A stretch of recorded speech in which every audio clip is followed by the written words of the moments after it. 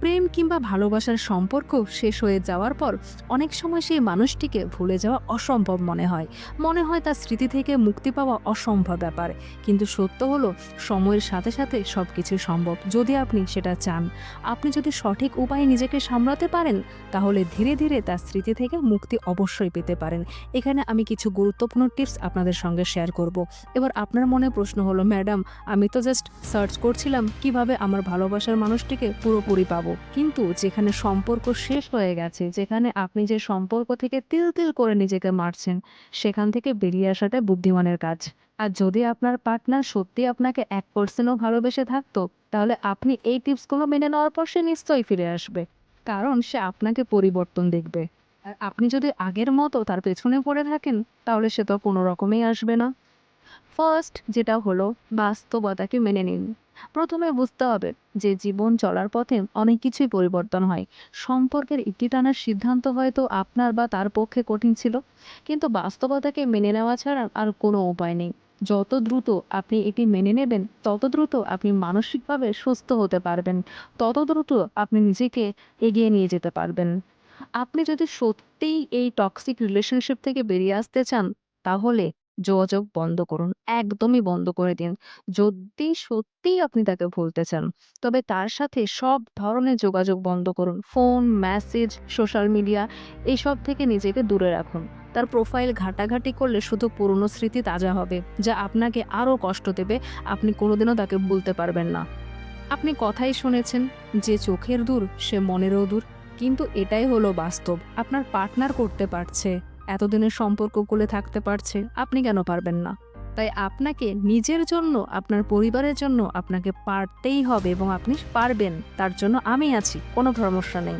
আপনাকে আরও যেটা করতে হবে, নিজের প্রতি যত্ন নিতে হবে। নিজের ভালোবাসা শেখা খুব গুরুত্বপূর্ণ।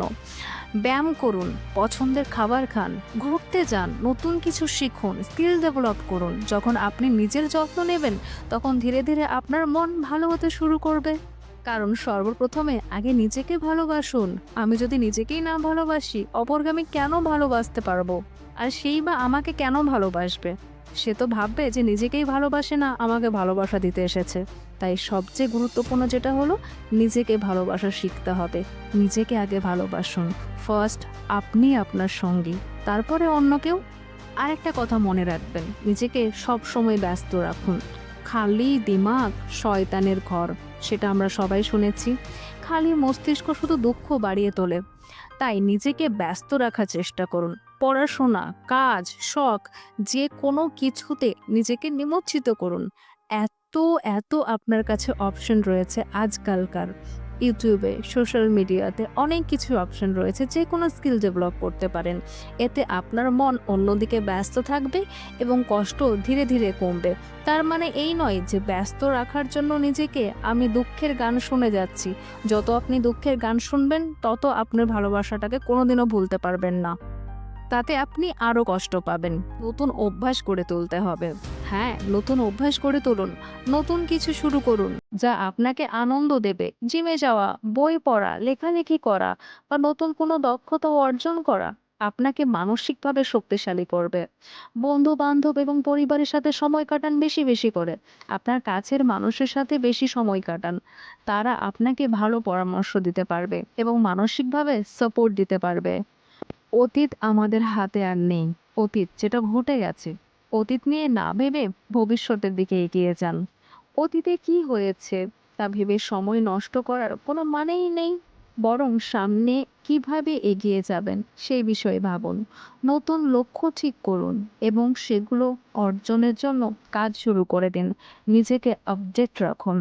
আরেকটা কথা মনে রাখতে হবে, আপনি যদি নিজেকে আফসোস অনুভব করেন, নিজেকে ক্ষমা করুন এবং এগিয়ে যান।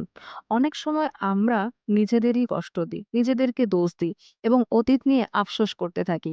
কিন্তু এগুলো করে কোনো লাভ নেই। যেটা ঘটে গেছে সেটা ফিরে আসবে না। নিজেকে ক্ষমা করুন এবং ভবিষ্যতের জন্য নিজেকে প্রস্তুত করুন। প্রফেশনাল সাহায্য নিতে পারেন যদি আপনি অতিরিক্ত ভেঙে পড়েন। যদি আপনার মনে হয় এগুলো কোনো কিছুতেই আমার কাজ হচ্ছে না, যদি খুব বেশি মানসিক চাপ অনুভব করেন, তাহলে মানসিক স্বাস্থ্য বিশেষজ্ঞের সাহায্য নিতে পারেন।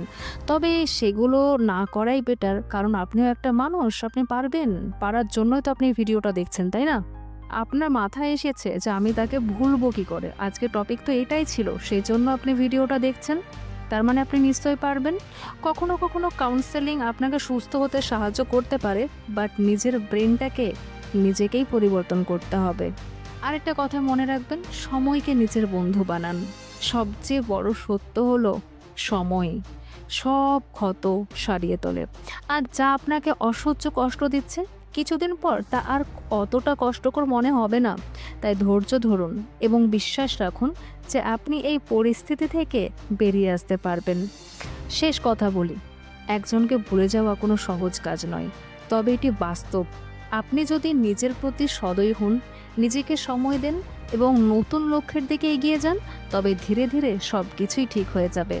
তাই হতাশ না হয়ে নিজেকে ভালোবাসুন এবং জীবনে নতুন পথে এগিয়ে যান। যখন আপনি নিজেকে আপডেট করে এগিয়ে যাবেন না, তখন দেখবেন নিজেই হাসি পাবে যে এই মানুষটার জন্য এত কষ্ট পাচ্ছিলাম, কারণ আপনার কাছে অপশন থাকবে। তাই ভিডিওটা যদি 1%ও ভালো লেগে থাকে তাহলে লাইক, চ্যানেলটিকে সাবস্ক্রাইব অবশ্যই করুন আর কমেন্টে লিখে যান যে আমি এটা করতে পারবো। এটাতে আপনার কনফিডেন্স বিল্ড হবে। আর এটা আজ থেকেই শুরু করে দিন। আর কোনো পরিবর্তন মনে হলে আবার আমাকে কমেন্টে এসে অবশ্যই জানাবেন। ভালো থাকবেন, সুস্থ থাকবেন।